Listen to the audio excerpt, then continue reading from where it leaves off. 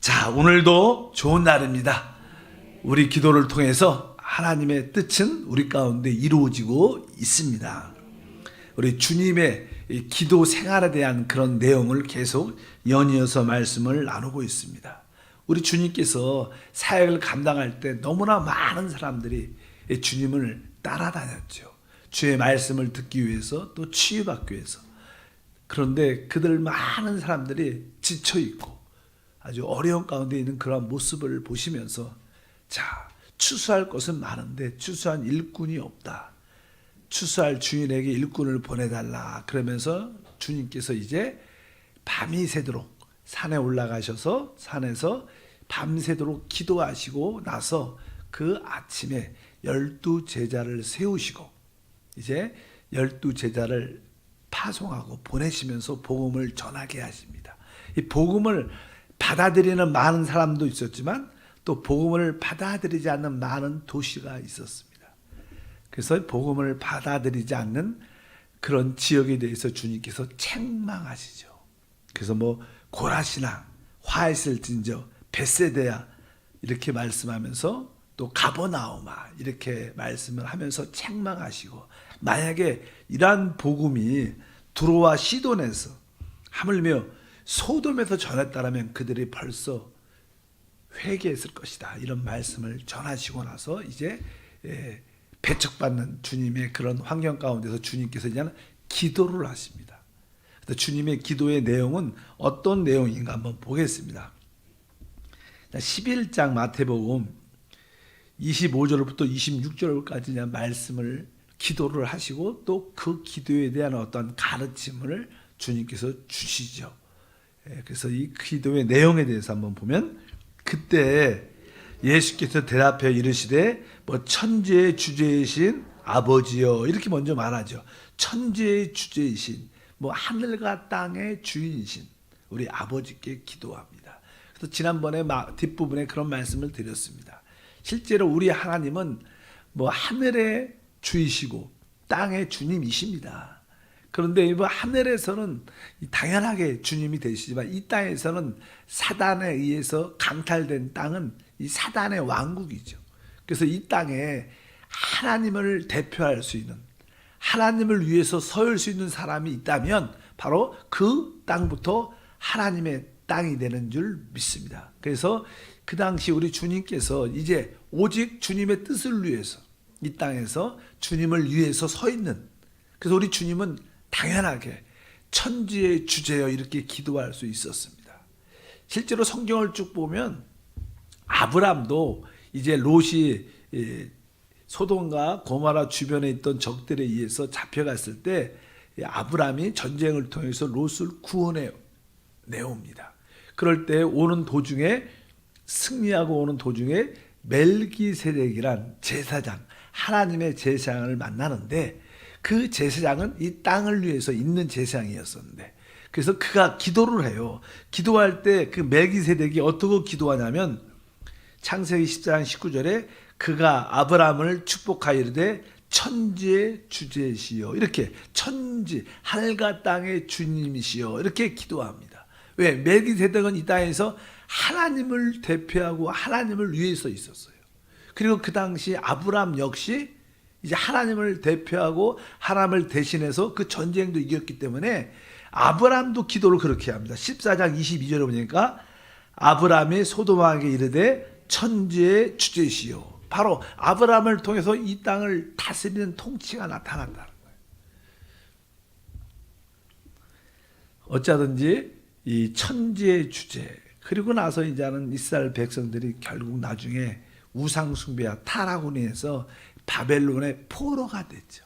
나라를, 즉 하나님의 나라, 구약에서 하나님의 나라는 이스라엘이었습니다. 근데 그 하나님 나라가 포로가 당하고 빼앗겨 버리죠. 그래서 하나님을 대표하고 하나님을 위해서 있을 나라, 대표할 자가 없는 거예요. 그래서 이제 특별히 우리가 에스라나, 포로 가운데 있었던 에스라나 뭐 다니엘 같은 경우에 기도할 때 하늘의 주시여 이렇게만 기도해요.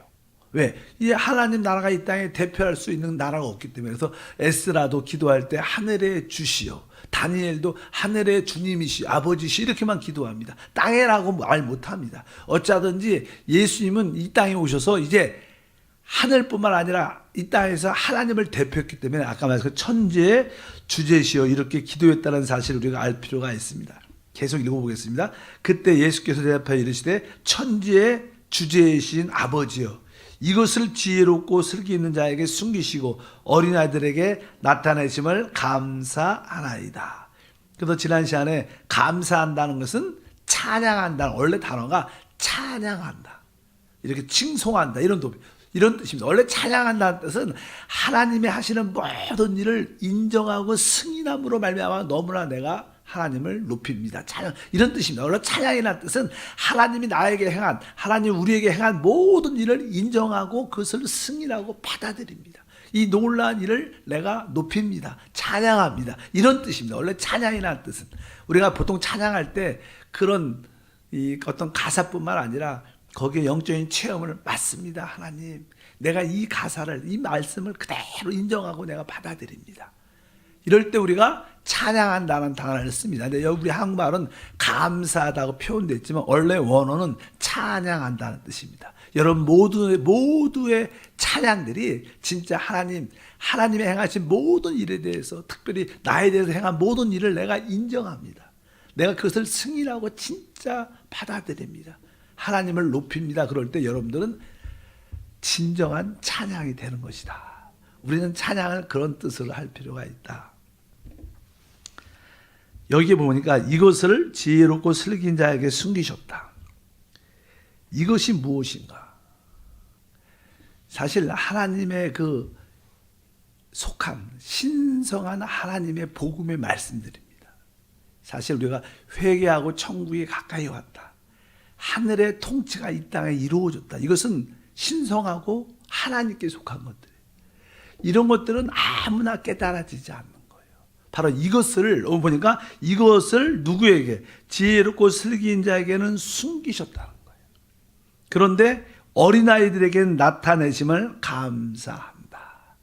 하나님의 신성한 하나님께 속한 다스림과 하나님의 나라는 사실 하나님이 택한 자들한테만 보여주는 거예요.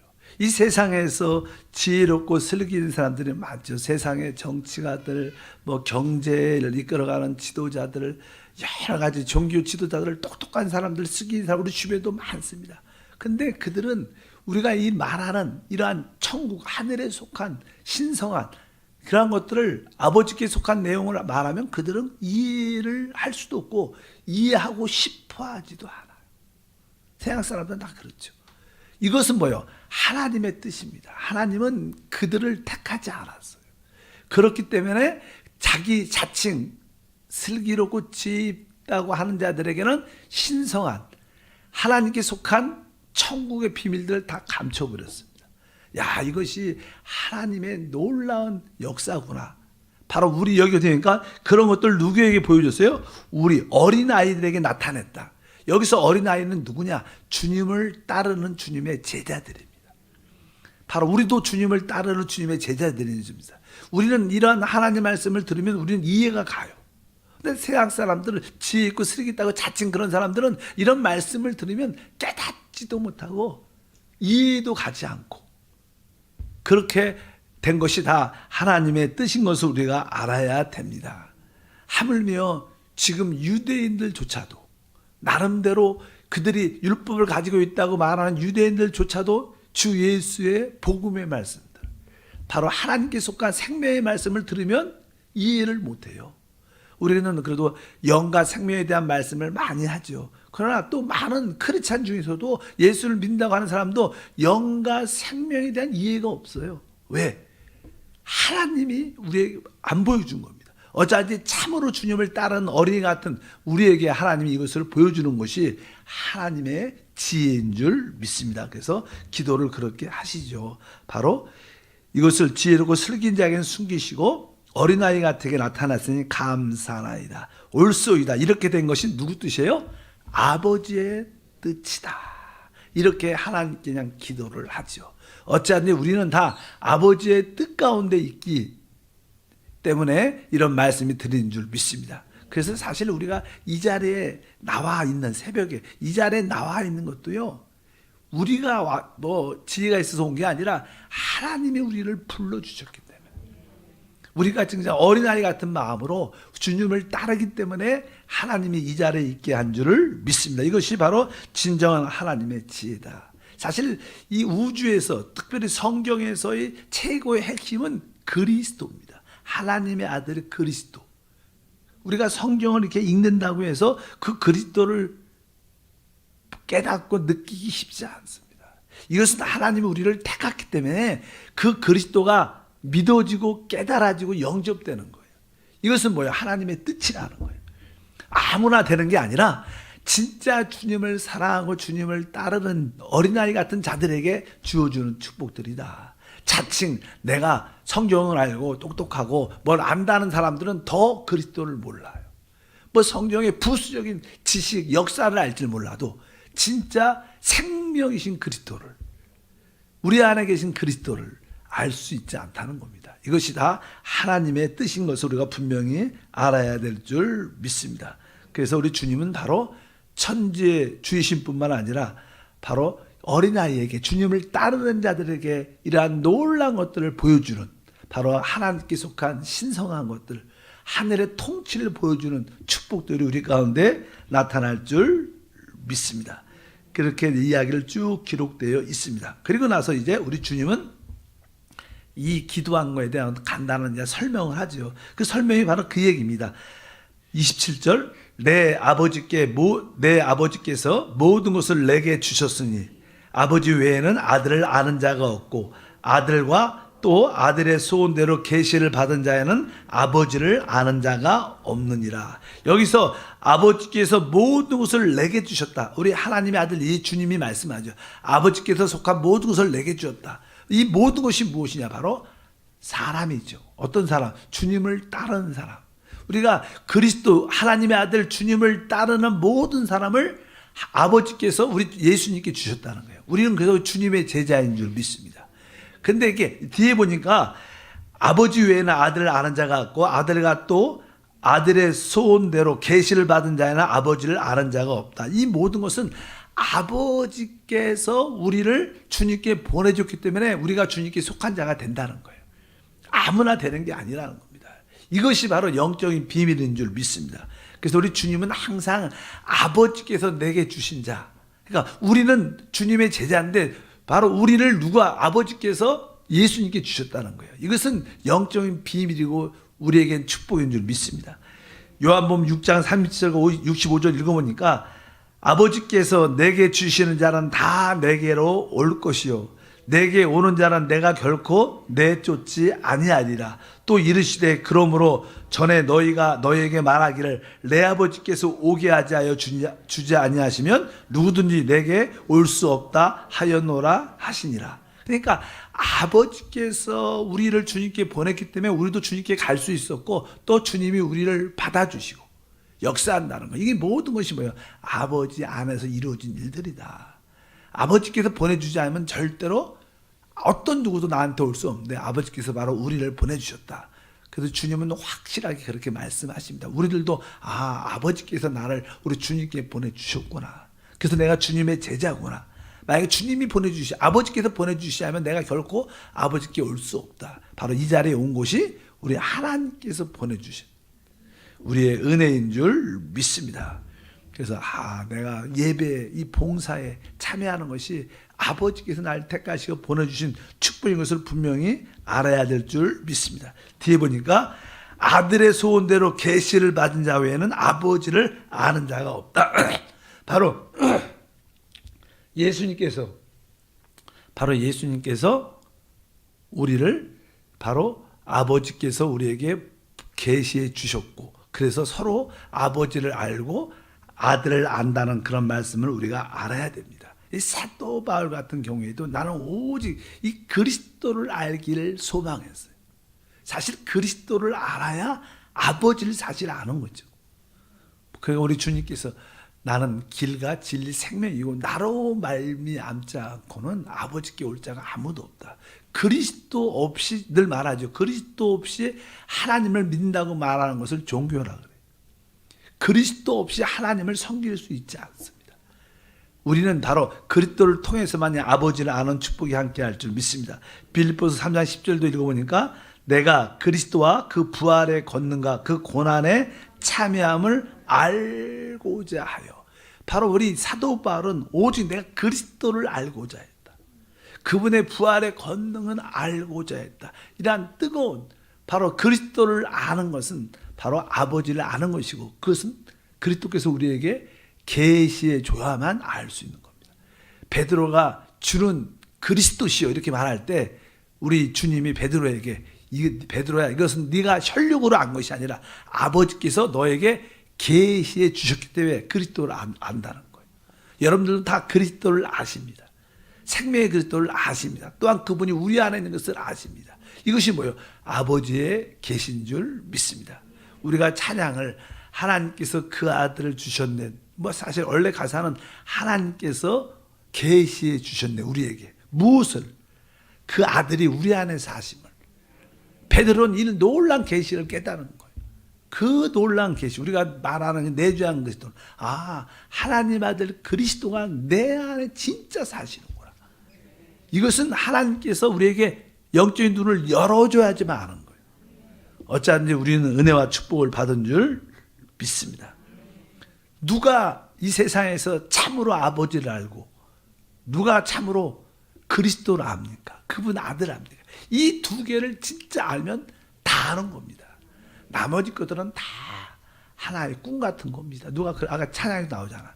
우리가 꿈 같다고. 근데 진짜 내 꿈은 참된 꿈이다. 세상은 다 헛된 꿈으로, 세상 사람들은 뭐 회사에서 회사가 뭐 크게 성장하고 다 꿈입니다. 지나고 나면 아무것도.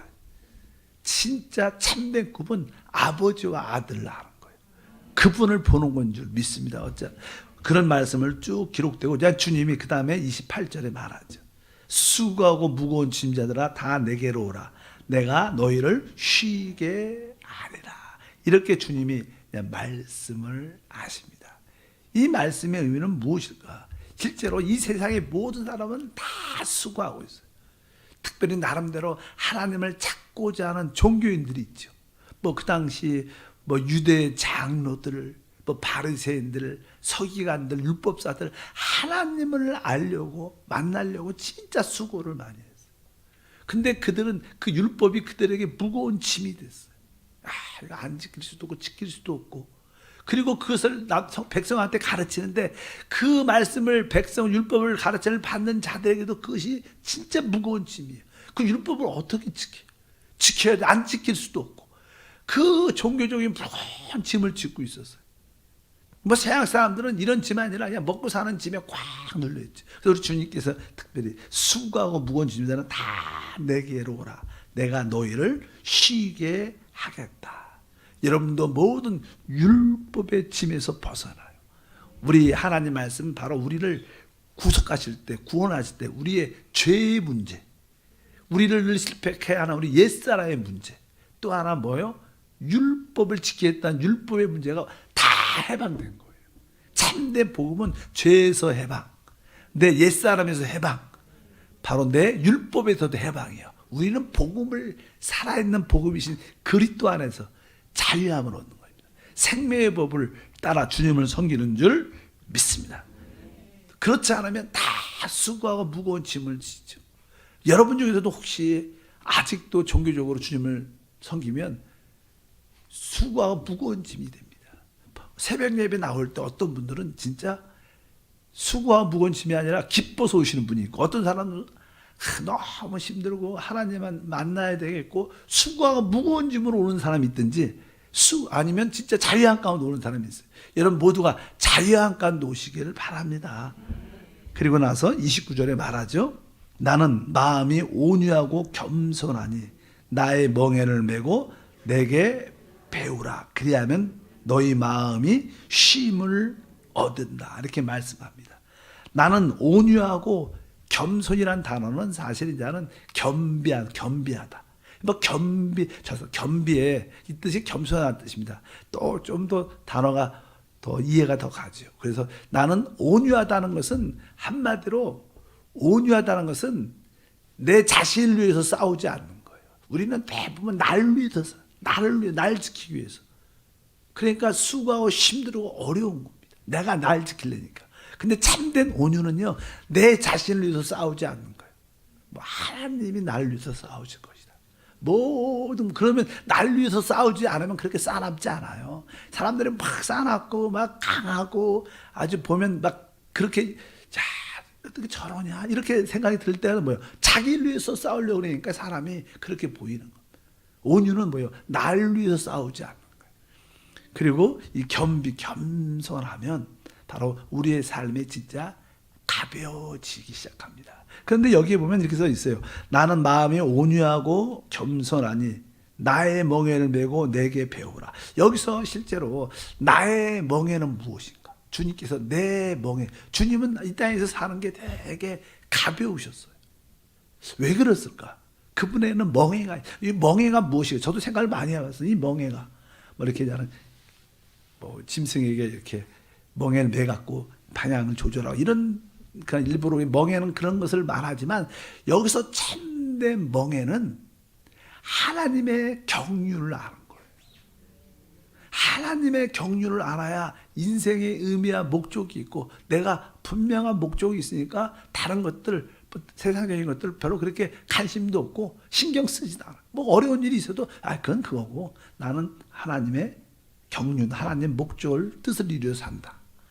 바로 우리는 뭐야? 하나님을 표현하고 이 땅에서 이미 십자가에서 머리가 깨진 사단을 처리하는 그리스도 몸을 건축하는 이러한 어떤 그러한 모습을 갖고 그 목표를 갖고 이렇게 하나님의 경륜을 이루겠다는 마음을 갖고 바로 내주하는 그리스도를 사는 거다. 그런 마음을 갖고 우리가 이 경륜을 목표를 갖고 쭉 걸어가면 다른 것들은 그렇게 우리가 이런 핵심 중심 믿음이 없으면 다른 거에 세상의 멍에 지 돈 세상 사람한테 인정받고 다른 사람한테 인정받고 내가 잘 되는 거 이런 걸 자꾸만 붙잡으면 진짜 인생이 힘들어져요. 그러나 내가 하나님의 경륜을 알고 그 경륜을 따라 내가 이것을 기쁨으로 목표로 산다 하면 다른 것들도 자연스럽게 주어주는 정말로 이렇게 부드러워지고 온유해지고 그럴 때 우리 안에 내 마음에 쉼이 있죠. 내 생각이 정리가 되고 어떤 시기와 어떤 욕심도 사라지고 그러면서 뒤에 보니까 그리하면 너희 마음의 쉼을 얻을 것이다. 그래서 이 멍에는 우리가 진짜 하나님의 경륜과 목적을 알고 그 목적을 위해서 한번 기쁨으로 살아갈 때 바로 다른 것들이 다 부수적으로 가라앉게 될 줄 믿습니다. 그럴 때 우리에게는 참된 안식이 있을 거다. 그래서 뒤에 보니까 너희 마음의 쉼을 얻을 것이다. 이는 내 멍에는 쉽고 내 집은 가벼움이라. 우리 예수님의 그 모든 삶이 우리 눈에는 좀 어렵게 보이죠. 많은 핍박과 반대와 어려움도 있었고 그러나 하나님의 경륜 이 땅에 진짜 하나님의 나라를 세우기 위해서 내 마음에 하나님 나라가 세워지고 우리 가정에 또 우리 교회에 또 이 땅에 하나님 나라를 꿈꾸면서 한 사람 한 사람 만나는 자들에게 그리스도를 말하는 그런 삶을 살겠다고 이렇게 멍에를 매면 생각보다 하나님의 임재와 함께 하심이 함께하기 때문에 진짜 인생에 가벼움이 있을 거예요. 그리고 더 그 안에서 풍성함과 자유와 축복도 함께할 줄 믿습니다.